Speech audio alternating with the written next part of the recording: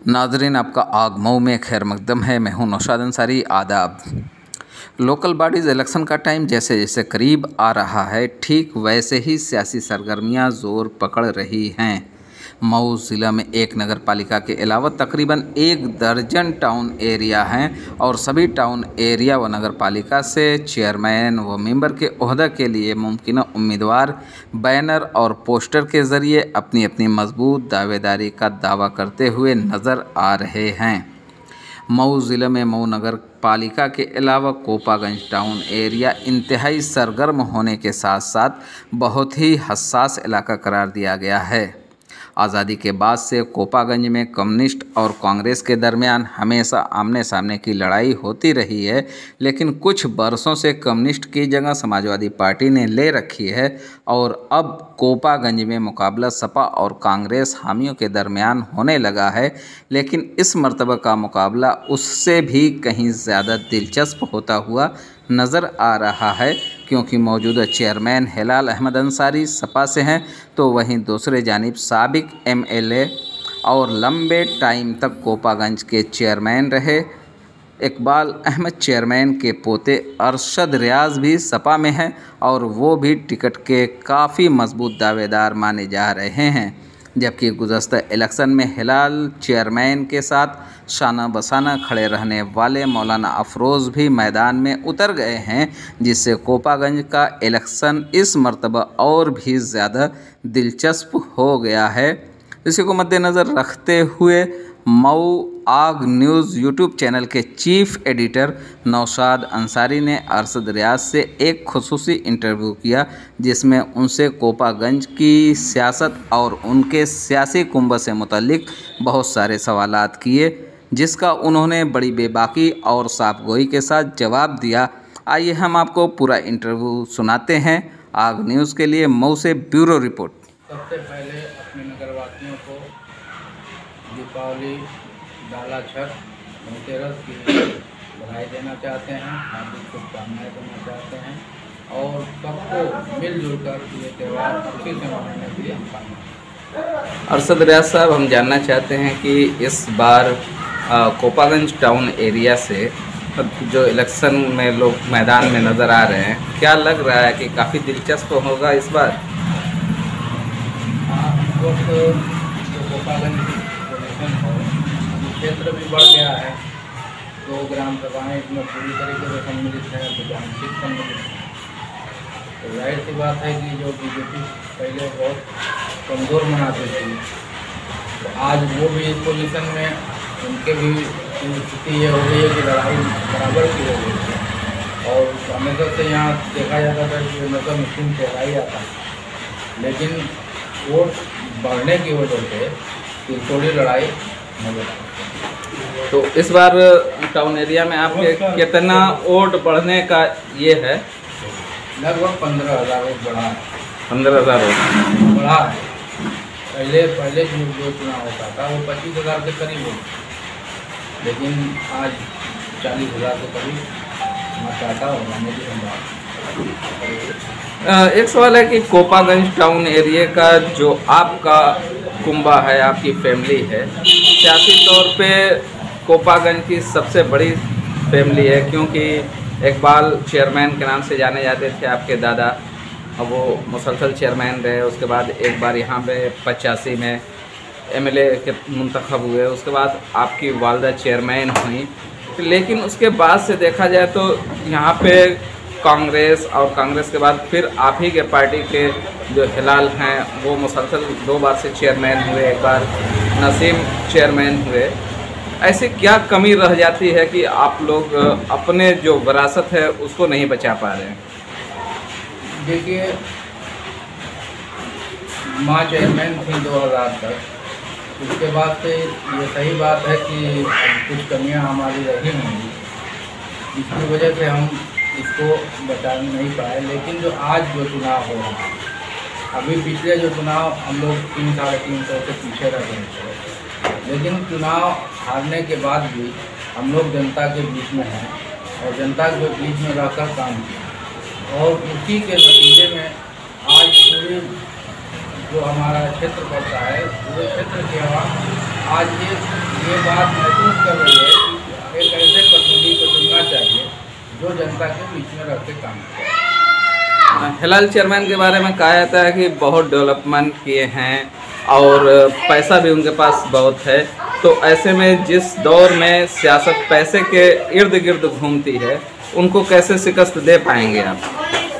देखिए, हम अपने कार्य और कार्यशैली पे पूरा भरोसा रखते हैं कि हम जो कार्य जनता के बीच में रह के किए हैं उसके बदले में जनता हमको अपने वोट के बदले में हमको देगी, और इसलिए देगी कि हम 5 साल जनता के बीच में रह के काम किया। और अगले जो चेयरमैन साहब हैं वो जनता के चुने हुए प्रतिनिधि हैं, लेकिन जनता को मिलना वो पसंद नहीं करते।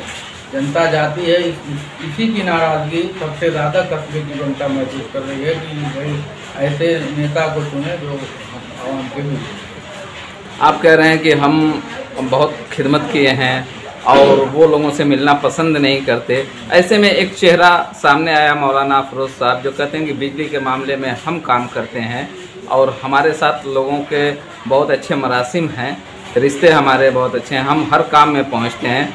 तो क्या लगता है कि मौलाना अफरोज़ साहब, हिलाल और रियाज साहब के दरमियान मुकाबला होगा या इसके अलावा हट के कोई और चौथा भी आएगा? देखिए, मौलाना अफरोज़ साहब इस वक्त मैदान में है। मौलाना अफरोज़ साहब एक अच्छे इंसान हैं, इसमें कोई दो राय नहीं, लेकिन रहा सवाल सियासी तौर पर उनका कोई ऐसा ये नहीं है। हाँ, बिजली का काम वो करते हैं। बिजली का काम कुछ लोग, बहुत से लोग बिजली का काम, चूँकि मोहल्ले का काम हम लोग भी देखते हैं, पूरे कस्बे का काम जो जैसे मोहल्ले के काम के हिसाब से आप देखिए, नहीं 3 ट्रांसफार्मर जो पूरे क्षेत्र इधर पूरे 2-3 वार्डों का है, एक साथ आग लगने से लगती। लेकिन हम लोग पूरा प्रयास करके एक साथ उसको लगवाने का काम किया, एक पैसा आवाम का उसमें नहीं लगा। तो कहने का मतलब अब ये जो है काम, इसको बहुत ज़्यादा प्रचार करना या उसको एक बहुत बड़ा मसला है कोपागंज में, जो पानी की निकासी का जब बारिश होती है और पूरे इलाके की बस्ती डूब जाती है, बुनकरों को महीनों मतलब अपने कारोबार बंद करने पड़ते हैं। एक तरफ कुछ लोग कहते हैं बहुत डेवलपमेंट हुआ है, तो वहीं बहुत सारे लोग उस पानी की निकासी की वजह से मजबूर हो गए हैं अपने कारोबार को बंद करने के लिए। इस पर आपने कोई आवाज़ उठाई कि नहीं? बिल्कुल आवाज़ उठाई है। इसको हमने लिखित तौर पे और नगर पंचायत में जो मीटिंगें हुई हैं उसमें भी इस बात को रखा है। और मौके पे, क्योंकि ये पूरा पानी यही बुलेलपुरा कटिकटोली से होकर आना है और आके ये पूरे जो खुला एरिया है उसमें पानी रुका हुआ है, उसको ईओ को मौके पे ले जाके ईओ साहब ने वहाँ मौके पे लोगों के बीच में वादा किया कि हम इस नाले को बना देंगे। आज से 4 साल का समय निकल गया जबकि ये बात है, लेकिन अभी तक नगर पंचायत इस पर कोई ध्यान नहीं दे रही है।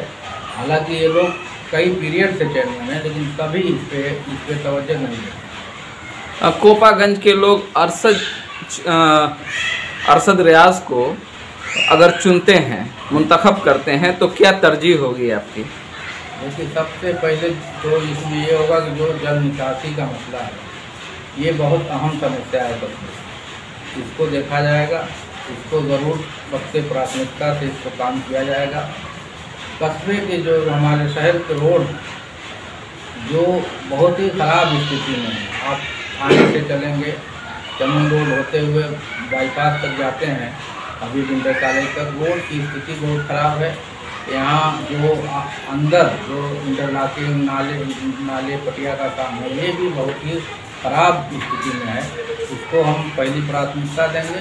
रोशनी की व्यवस्था हो या जो साफ़ सफाई की व्यवस्था हो, एजुकेशन से मतलब भी हम कहेंगे कि यहाँ पे जो भी हमसे हो सकेगा उसमें उसको आगे बढ़ाने का काम करेंगे।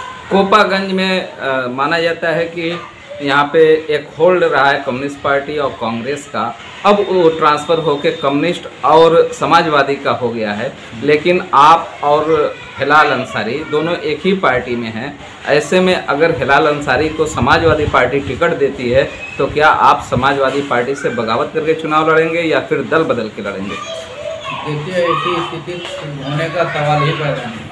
अभी पिछला जो चुनाव हुआ है उसमें पार्टी के साथ कौन रहा है, कौन पार्टी के साथ नहीं रहा है, इसका हमारे ज़िले की इकाई जानती है। यहाँ के हमारे विधायक दारा सिंह चौहान हैं, वो खुद जानते हैं कि उनके साथ कौन लोग थे। इसमें हम लोग बहुत लड़ाई या कुछ कहना है नहीं, पार्टियों का एक नस्बुलैन है, एक अपना उसूल बना लिया है कि वो देखते हैं कि कौन विनिंग चेहरा है उसी को ही तरजीह देती हैं, और दूसरे जो आपके हिज़्ब इख्तिलाफ हैं उनके पास पैसे भी बहुत ज़्यादा हैं। तो क्या लगता है कि उनके पैसे और उनके अप्रोच को मद्देनज़र रखते हुए आपको टिकट मिल जाएगा? समाजवादी पार्टी इतनी कमज़ोर पार्टी नहीं है कि बहुत पैसे को तरजीह दे।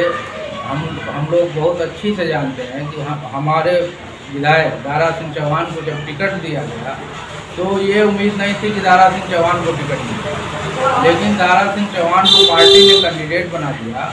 और हमारा पारिवारिक एक सिद्धांत है कि जो पार्टी के जिसको सिंबल दे दिया गया, पार्टी का जो प्रत्याशी हो, जिसको पार्टी ने बना के दे दिया हो, हम पार्टी मैन लोग हैं, पार्टी के साथ रहते हैं और पार्टी के लोग अच्छी तरह जानते हैं। और रहा सवाल कि टिकट मिलना न मिलना, टिकट न मिलने का तो सवाल ही नहीं, इसलिए कि हम लोग पार्टी के लिए जीते मरते हैं। यहाँ आज तक जितने बूथ हैं उसके अध्यक्ष हैं तो सारे हम लोगों के बनाए गए हैं।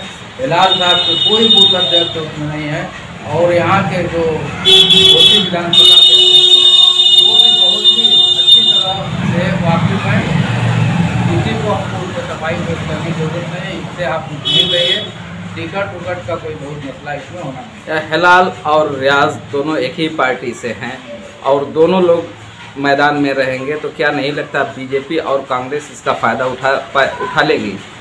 नहीं, देखिए यहाँ जो सिचुएशन है उस हिसाब से हमारी जीत अच्छी होगी, इससे आपको मैं आश्वस्त कराता हूँ। और दूसरी चीज़ ये है कि रहा सवाल कि ये जो तिरकोड़ लड़ाई की बात मैंने पीछे कही, वो इसलिए कही कि भाई अब पोजीशन ये है कि तिरकोड़ी बन सकती है, लेकिन ऐसी स्थिति नहीं है कि हम बहुत उसमें अपने को माइनस महसूस कर रहे हैं। आज जो हालात तस्वीर उसमें हम इंशाअल्लाह चुनाव अच्छे होते थे। क्या मैसेज देना चाहेंगे कोपागंज के लोगों को? कोपागंज के लोगों को मैसेज यही देना चाहेंगे कि जो आवाम को ये कहना चाहेंगे कि आवाम एक कोपागंज की बाशऊर आवाम है। यहाँ हमेशा सियासी कस्बा है रहा है, सियासी सोच रही है, तो यहाँ के लोग एक सियासी सोच रखते हैं। और मैं इनसे यही कहूँगा कि आप अपने दिल की आवाज़ को सुने और जो आपके बीच में काम करने लायक प्रतिनिधि हो उसको चुने। जो अच्छा काम आप जनता के बीच में रह के काम करने वाला व्यक्ति हो उसको चुने। यही हम कहना चाहेंगे। आखिरी सवाल मेरा है कि बुनकरों का पासबुक का बड़ा मसला है, आखिर क्या वजह है कि पासबुक को लेकर कोई अपना मौजू नहीं बनाता इलेक्शन में? नहीं, पासबुक को लेके हम लोग भी जो भी कोशिशें हुई हैं, यहाँ हम लोग क्योंकि यहाँ से जो मऊ ज़िले की एक कमेटी बनी हुई है उसमें हम लोग भी हैं। अरशद जमाल साहब के वहाँ मीटिंगें हुई हैं कई बार, तो जो भी उनका कमेटी का आदेश होता है उस हिसाब से हम लोग काम करते हैं।